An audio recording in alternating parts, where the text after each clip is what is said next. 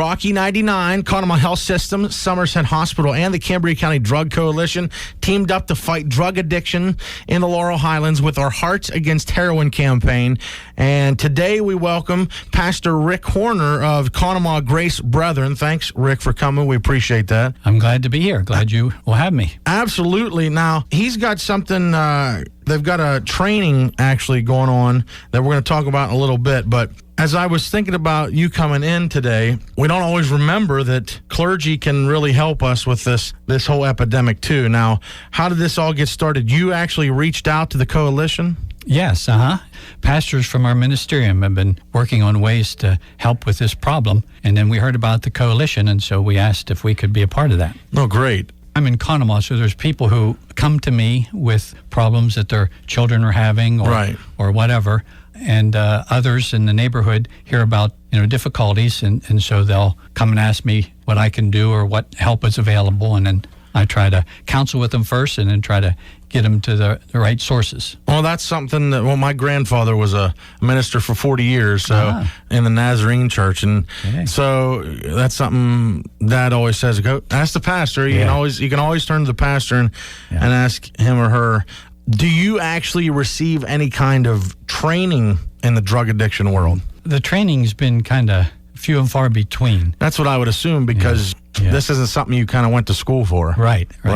Some of us have seminary training on anger management and alcohol abuse, but when it comes to the drugs and the pills and the heroin, we got to read all that we can and talk to experts and try to put it together in a way that we can use it. That's a different animal altogether. So. Yeah, it is, which is why the Living Free Seminar will help a lot of us pastors and Christian leaders, because it'll give us confidence to know that we have answers to the problems. As we're all building on the next step with our whole campaign, tell me about May 13th and what you have going on.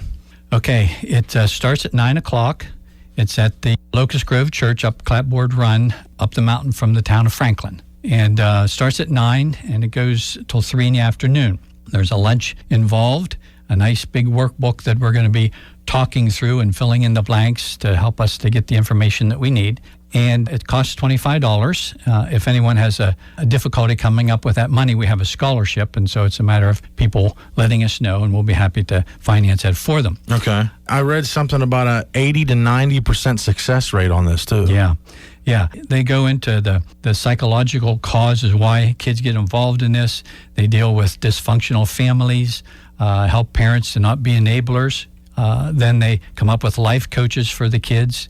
If those involved, even the young adults who are involved in the pill problem, if they're willing to ask for help, we really can't help them if they don't want to ask for it. But if they're willing to ask for help, then we help them to get referred into a halfway house or a residential center. There's life coaches that Living Free supplies that will stay with them all the time to help them to find the right kind of friends and keep them accountable throughout their walk of life. Nice. And if somebody wants to get involved with this, what do they do? Yeah, the church's phone number, first of all, 539-6826. And my phone number is 414-6604.